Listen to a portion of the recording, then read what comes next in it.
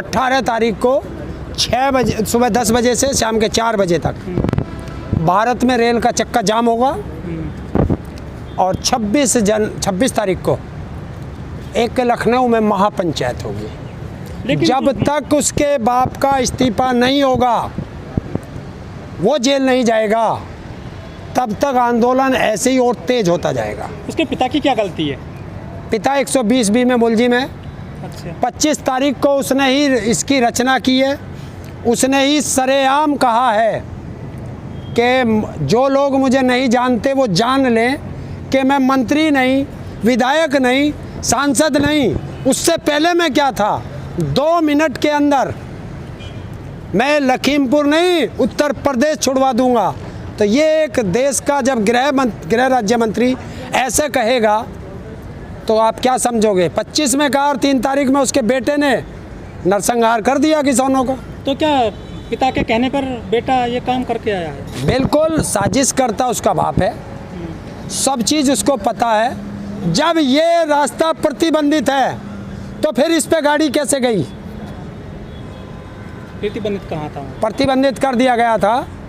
इस रास्ते से उसको उप मुख्यमंत्री को नहीं आना था, वो दूसरा रास्ता तय किया गया था। और ये आयोजन करता थे तो इनको तो सब चीज़ का पता था। क्या आयोजनकर्ता को नहीं पता होता कि हमने ये रास्ता छोड़ दिया, हम दूसरे रास्ते से जाएंगे? तो फिर ये गाड़ी लेके गया कैसे? गुंडों को साथ लेके गया कैसे उस रास्ते पे? जानबूझ के।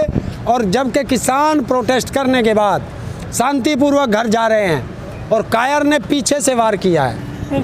किसान कह रहे हैं कि इस्तीफा दे गृह राज्य मंत्री। देखिए, इस्तीफा भी देना पड़ेगा, नहीं देगा तो मोदी को उसे बर्खास्त करना पड़ेगा। और जितना समय लगा रहा है, ये मोदी और अमित शाह की चाल है।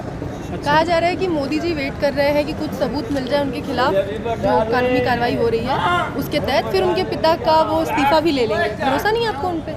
किस पे? मोदी जी पे।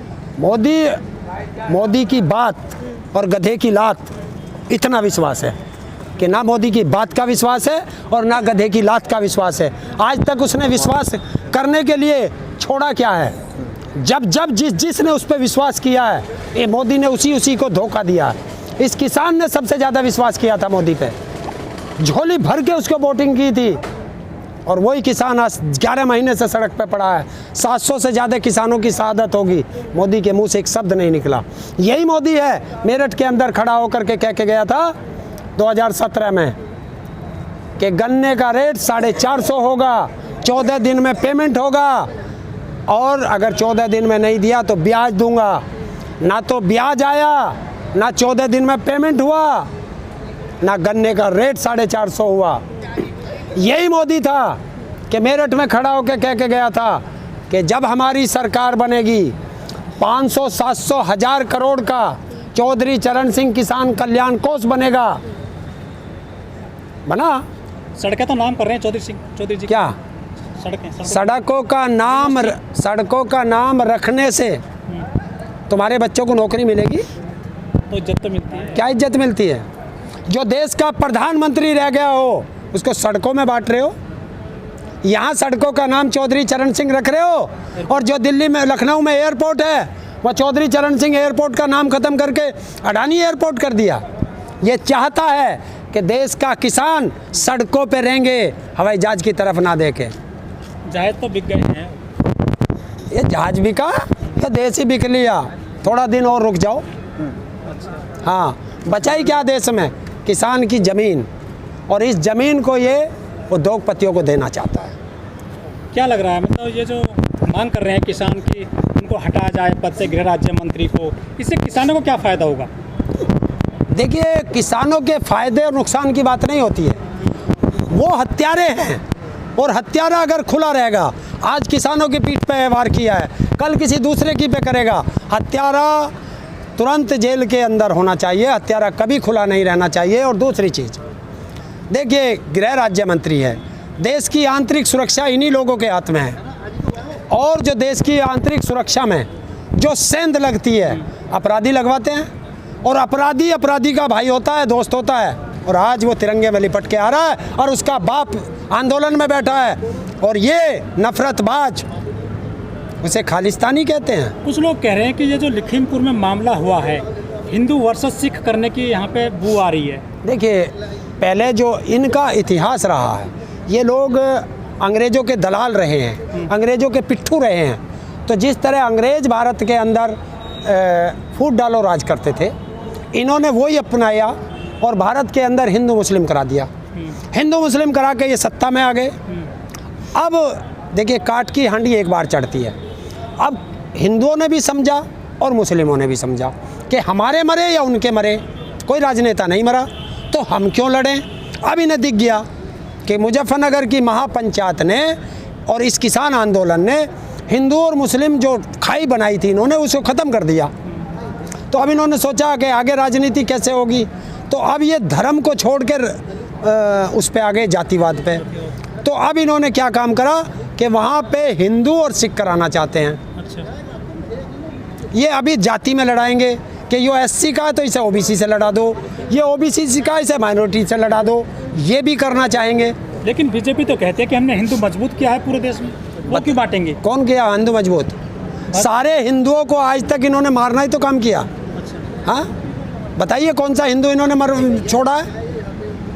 योगी सरकार है जो, उन्होंने एक तरफ तो जो है किसानों के परिजनों को 45 लाख रुपए देने का पूरा मतलब देने की घोषणा कर दी है, लेकिन उसी मामले में योगी सरकार ने बहुत करोड़ों रुपए की फीस लेने वाला एक वकील कर लिया है किसानों को, मतलब उन्हें किसानों से लड़ने के लिए सरकार ने। देखिए, उनके बाप का पैसा नहीं है, जनता के टैक्स का पैसा है।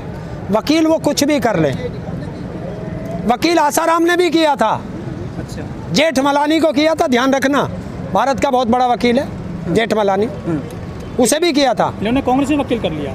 अरे कोई किसी को कर ले। देखिए, मैं कह रहा हूँ, वकीलों का काम है, उनका काम है मुकदमा आएगा फीस लेनी, उन्हें लड़ना। वकील को पता रहता है कि मैं अपराधी हूँ, मैं जाऊँगा वो तो मेरा भी लड़ेगा। तो वकीलों का काम है अपना, पर इतनी शर्म आनी चाहिए उन वकीलों को। बीजेपी के नुमाइंदे कह रहे हैं कि किसानों की मृत्यु हो गई है, लेकिन हमारे जो बीजेपी के कार्यकर्ता हैं उनकी भी जान गई है, उनके लिए कोई जो है आगे नहीं आ रहा उनको न्याय दिलाने के लिए। कि तुम कहाँ बढ़ गए? कहाँ बढ़ गए बीजेपी वाले? क्यों नहीं गए उनके घर जब वे इनके कार्यकर्ता थे? जाएंगे कैसे? अपराधियों के घर जाएंगे? भाई, इधर से तुम गाड़ी लेके आ रहे हो और तुमने मुझे कुचला है, तो क्या होगा? अगर तुम यहाँ खड़े हो और तुम्हारी हमारी मुँह बहसा होती है, मैं आपके मारता हूँ, तो आप क्या करोगे? पहले जेब से फोन निकाल के पुलिस को फोन करोगे तो या मुझे भी मारोगे? मारोगे ना? वो तो एक्सीडेंटल केस माना जाएगा ना। जिन किसान की मृत्यु हुई है। कैसे हो जाएगा एक्सीडेंटल? लेकिन आपने तो किसानों ने तो लठ मार के उनको। किसके मारा? किसके मारा? बीजेपी के नुमाइंदे। कौन कह रहा? मैं दिखाता हूँ, अभी 1 मिनट मैं दिखाता हूँ। मैंने इसलिए रखा हुआ, मैंने रखा हुआ इसलिए मैं, मगर ये तुम जो ज़रूर मुझे छेड़ोगे आके यहाँ।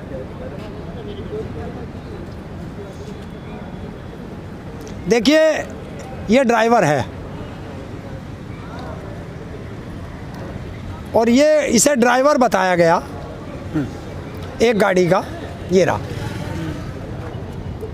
और ये पुलिस गाड़ी के नीचे दबा हुआ था, किसानों ने इसे निकाला और निकाल करके इसे पुलिस को सौंपा है और अब इसकी लाश मिली है। ये ना तो किसानों ने मारे, किसानों को फंसाने के लिए बीजेपी के लोगों ने ही अपने कार्यकर्ताओं की हत्या की है। इसीलिए बीजेपी उनके पास नहीं गए पाई, किसी के घर नहीं जा पाई। हरिंदर जी, आपने कॉल दे दिया 18 तारीख को आप फिर से जो रेल रोक रहे हैं। जी हाँ, इससे तो आम आदमी का जो जनजीवन प्रभावित हो जाएगा। देखिए, आज पहली बार अगर हिंदुस्तान में किसानों ने रेल रोकने का बताया हो तो मैं मान लूँगा। आज तक कितने राजनेताओं ने रेल रोकी है? क्या कोई बोला है कि जीवन उसका प्रभावित हुआ है? किसान अपने लिए लड़ रहा है, पूरे देश के लिए लड़ रहा है। जिस तरह आप ऑक्सीजन में तड़फे हो, इसी तरह इस अनाज के लिए तड़फोगे। और हम पहले से बता रहे हैं कि जिसका रिजर्वेशन 18 तारीख का हो, भाई कैंसिल कर दो।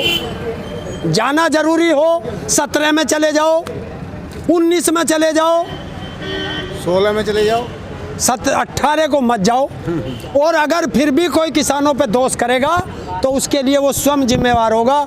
सुबह 10 बजे से शाम के 4 बजे तक भारत में चक्का जाम रेल का हो कह दिया तो होगा।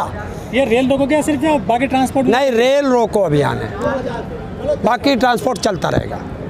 तो किसानों ने तो कई बार चक्का जाम कर लिया, कुछ असर तो पड़ता नहीं है सरकार पे। देखिए, अगर सरकार नहीं सुने तो क्या जहर खा के मर जाए? लड़े ना, किसान अंतिम सांस तक लड़ेगा, अपनी लड़ाई छोड़ेगा नहीं।